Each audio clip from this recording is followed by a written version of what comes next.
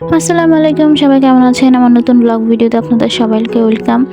আজকে আবার একটা নতুন ব্লগ ভিডিও নিয়ে আপনাদের সামনে হাজির হয়েছে। তো বিকালে ভাবছিলাম কি করব, নাস্তা কি খাবো।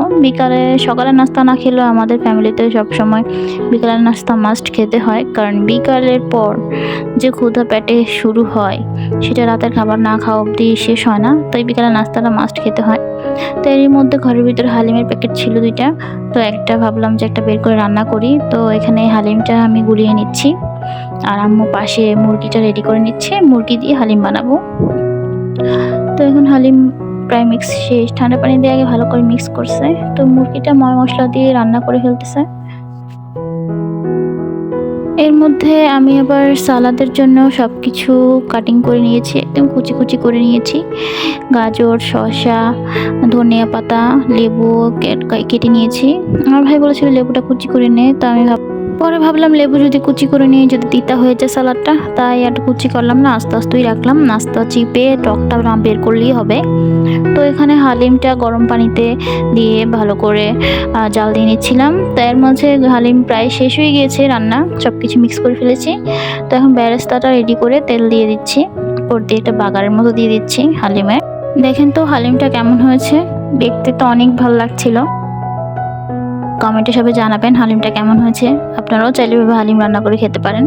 সিম্পলের মধ্যে গর্জিয়াস হালিম রান্না, গরু মরুর ভেজাল না করে মুরগি দিয়ে সিম্পলভাবে একটা হালিম রান্না করে ফেলা হয়েছে। তো এখন সবার বাটিতে বেড়ে দিচ্ছে। তো আমার ভাইয়ের জন্য বড় বাটিতে বাড়ছে, কারণ ও এটার জন্য অনেকটা পরিশ্রম করছে, বারবার বাইরে যেতে হয়েছে, এটা আনতে হয়েছে ওইটা আনতে হয়েছে। তো বড় বাটিতে ওকে আগে সাজিয়ে দিচ্ছি। সাজাতে গিয়ে আবার মনে পড়লো যে বেরেস্তা তো করছি, কিন্তু বেরেস্তাতে চিনি মেশাতেই ভুলে গেছি। কারণ আমি বেরেস্তা যখনই করি বেরেস্তার সাথে একটু চিনি মিলাই, জানি একটু মিষ্টি মিষ্টি লাগে। এই তো সাজানো হয়ে গেছে, বলেন তো কেমন হয়েছে। এখন হলো খাওয়ার পালা। এর আগে একবার আমি গরু দিয়ে হালিম রান্না করছিলাম, এত মজা হয়েছিল। আমার কাছে মুরগির হালিমের চাইতে ওই গরুর হালিমটা বেশি ভালো লাগছিল। এর আগে রোজায় রান্না করছিলাম, অবশ্য মনে হয় রোজা ছিল তাই খিদেও ছিল পেটে, আর ওইটা টেস্টও লাগছিল বেশি। এখন যদি রোজা না, তাই আমার কাছে বেশি একটা ভালো লাগেনি। খিদা ছিল না পেটে, তাই হয়তো বা মুখেও লাগেনি স্বাদটা। তো আমি একটু খেয়ে টেস্ট করছিলাম, মোটামুটি ভালোই হয়েছিল মুরগি দিয়ে হালিমটা। এরপর আবার আমার আম্মু অনেক দিন ধরে দুধ থেকে সর জমিয়ে এটা দিয়ে মাখন তৈরি করছিল, বাটার। তো এই বাটার থেকে এবার ঘি তৈরি করবে। তো এখন যে সরটা, ওই সরটাতে একটু ঠান্ডা পানিতে ভিজিয়ে তার থেকে আবার বাটারটা তুলছিল। তো দেখেন কতটা বাটার হয়েছে। এটা থেকে আবার ঘি বানাবে। আমাদের ঘরে প্রায় দুধ থেকে এরকম ঘি বানানো হয়। বাহির থেকে আমরা কিনা ঘি খাই না, ঘরের তৈরি ঘি খাই। এই রেসিপিটা যদি আপনাদের কারো লাগে অবশ্যই কমেন্টে জানাবেন, এটা আমি আলাদা করে আপনাদেরকে দিয়ে দিব। অনেকে আবার ঘি না তৈরি করে এটাকে বাটার হিসেবেও খায়। আমি ওখানে একটু বাটার নিয়ে পাউরুটিতে লাগিয়ে খেয়েছিলাম। যেহেতু বাটারে কোনো চিনি বা লবণ দেওয়া হয়নি, তাই তেমন একটা টেস্ট আসে নাই। ক্রিমি ক্রিমি একটা ভাব আসছে, তেল তেল ভাব আসছে। তারপরে আবার টক দই, যে দুধটা ছিল বাটার থেকে উঠানোর পরে যে দুধ বাকি অবশিষ্ট ছিল, ওটা দিয়ে আবার টক দই দিয়ে দিচ্ছিল। এরকম সিম্পলি কিন্তু এই দুধের ভিতরে মনে করেন শুকনো মরিচ বা কাঁচা মরিচ ভেঙে দিয়ে দিলে, রাতভর রেখে দিলেন, টক দই হয়ে যায়। দেখেন কি সুন্দর টক দই। এটা দিয়ে কিন্তু রান্না করতে পানিটাও তেমনটা লাগে না, টক দইয়ের কাজও হয়। তো এর মধ্যে আবার সকালবেলা আমরা বিরিয়ানি রান্না করব।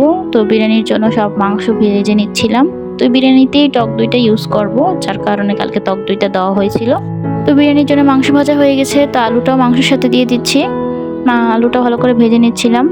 তো এখন সব ময় মশলা দিচ্ছি, জিরা, ধনিয়া, তারপর আদা, রসুন, কাঁচামরিচ, গুঁড়ামরিচ সব দিয়ে দিচ্ছিলাম।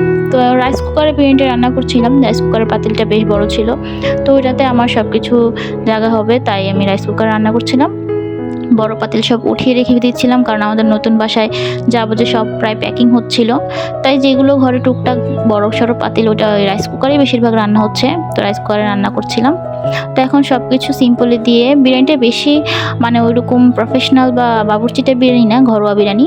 তো এরকম সব কিছু দিয়ে ভেজে টেজে নিলাম। তো এখন ভেজে পানি দিয়ে দিব বিরিয়ানিটা রান্না হওয়ার জন্য।